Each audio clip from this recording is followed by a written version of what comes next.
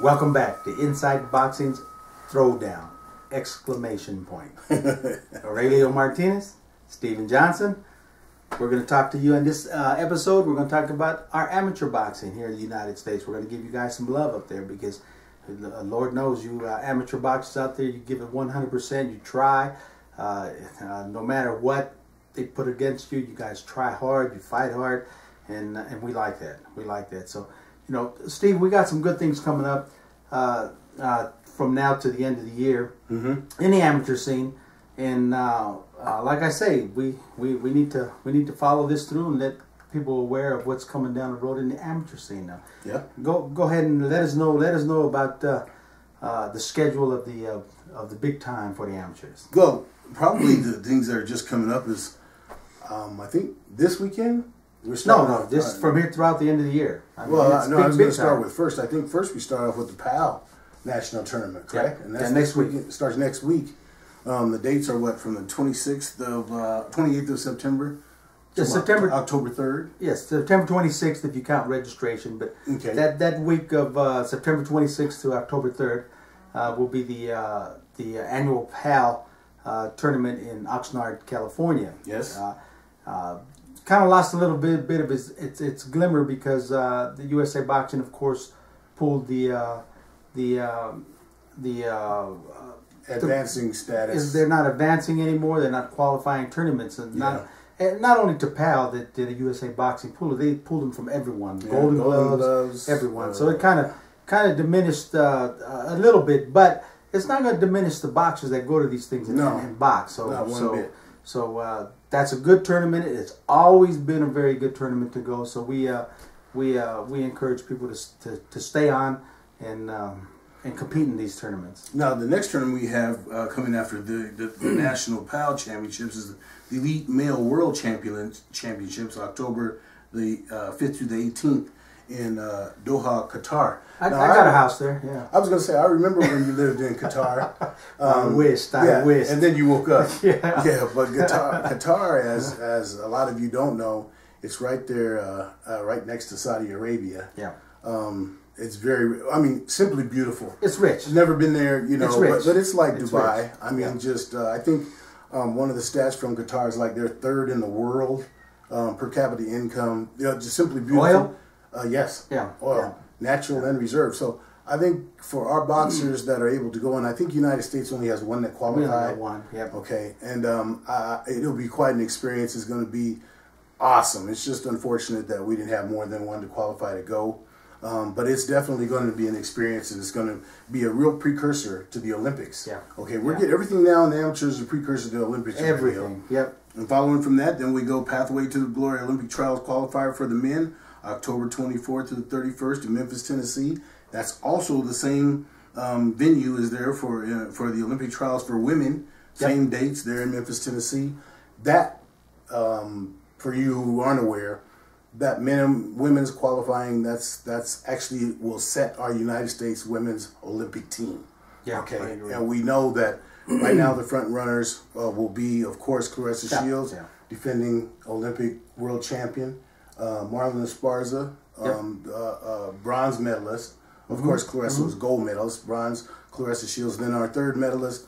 I expect the United States to come away with 3 medals from the women's side. From the women's side. Okay. I think the women's are going to fare very well. From the men, that's their third and final qualifier for barreling up to their Olympic trials. And unless I'm wrong, we still don't have a venue for the Olympic trials for the men. We still don't. As a matter of fact, last I heard is they were going to send out bids again, and they may have. Of course, I didn't get one, and I'm on that list. So I can actually sit here and tell you, they either haven't been sent out or they just didn't send me one to put in, and that's okay because last I talked with USA Boxing, they really wanted a fair weathered location, you know, and of course in December, Colorado is tough. In December, it's treacherous. No, it's cold, it's snow, and it's treacherous. So nothing here and there, but I just want to say they still don't have a location that they've made known or public, so maybe they're working on a location of where to have it. Well, let me say this too.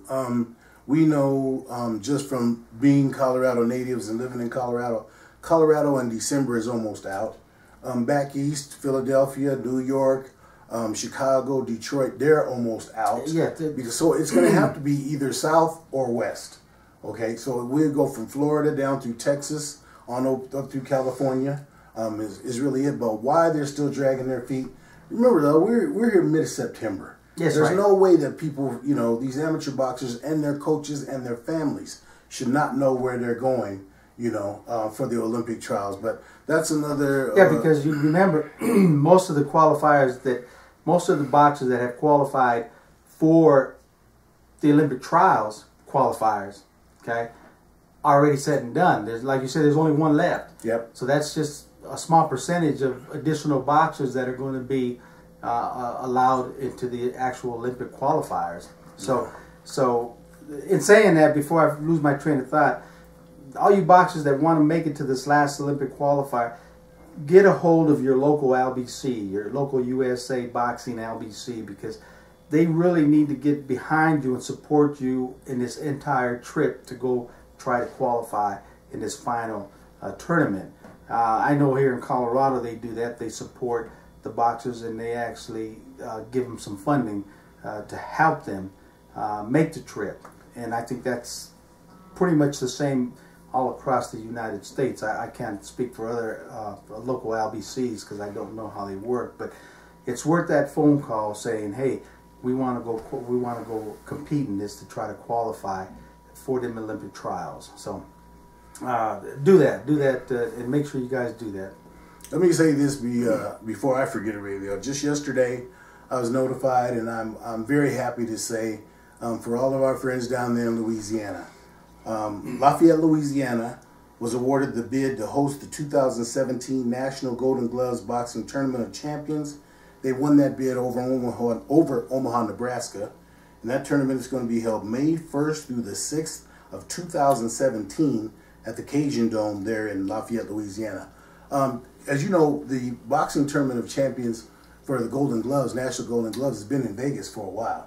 Long time. And, you know, that's always been a nice trip for everybody to go to, you know. But for our friends, Sheldon LeBlanc, Kevin Allen, Bobby Bear Bryant. Oh, yeah. You know, all of our guys down there in Lafayette, Louisiana, who have, not in Lafayette, I'm sorry, in Louisiana. In Louisiana. Who have been, worked very hard in getting that Louisiana boxing program. The Southern Association, Mike Campbell, all of you guys, I know you're happy about it, and I'm looking forward to it, and I'm actually planning on going. Well, I'll tell you what, I'm glad we got wind of that. 2017 is a long way away. And I'm glad we got wind of that because now, again, we can plan. Our stable of boxers can plan for that. We can make it to where it doesn't become a struggle. We got time to make that work. Exactly. Because we've been to Louisiana. USBL did a show out there in Louisiana. Loved it. I mean, it was a great place, great people, great clubs. I'll tell you what, if anyone hasn't been to Louisiana to compete in a boxing event, they have to go. I mean, there's no chest out, puffing out, a dominant thing. It's just a thing of the way it should be. It really is. And you know, can I give a shout out? I want to give a shout out to our boy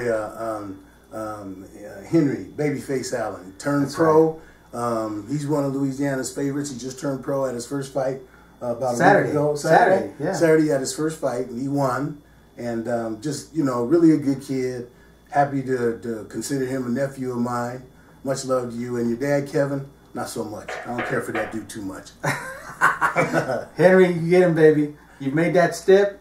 You jumped over the line. You started in high fashion. Very good. You fought an adult. Okay, yes. You fought a man. Okay, yes. And you fared well. Didn't have anything to do with your inside ring tactics. You went in there, did your job, and just keep it going. You and your dad, Kevin, good people. Do it, baby. Okay. All right, man. Well, in that case, you guys, we want to say thank you for joining us, and as usual, we appreciate all of the emails, positive and negative. You know, unfortunate for us, we don't get many negative emails, but the ones we do, like I said, as long as they're respectful, we get some, and we're going to turn this into an episode, and that's this whole coaching thing, and to be frank, I've been getting a lot of emails coming in from across the country where it seems like USA Boxing is ignoring the coaches here in the United States, and we're gonna put something together from that, from the calls we got to call back these other coaches and get information and all that. But we'll put a show and kind of put that in some kind of perspective for you guys, and what's it doing. We'll call USA Boxing, we'll call Martino out there, and kind of try to put something together so that at least the public knows what's going on. Yeah, and that's referencing, you know, why the United States continues to go outside the United States looking for quality coaches when we know that we've got quality coaches right here that can get the job done. Okay. So, having said that, until next week, keep them hands up, baby. Keep them up.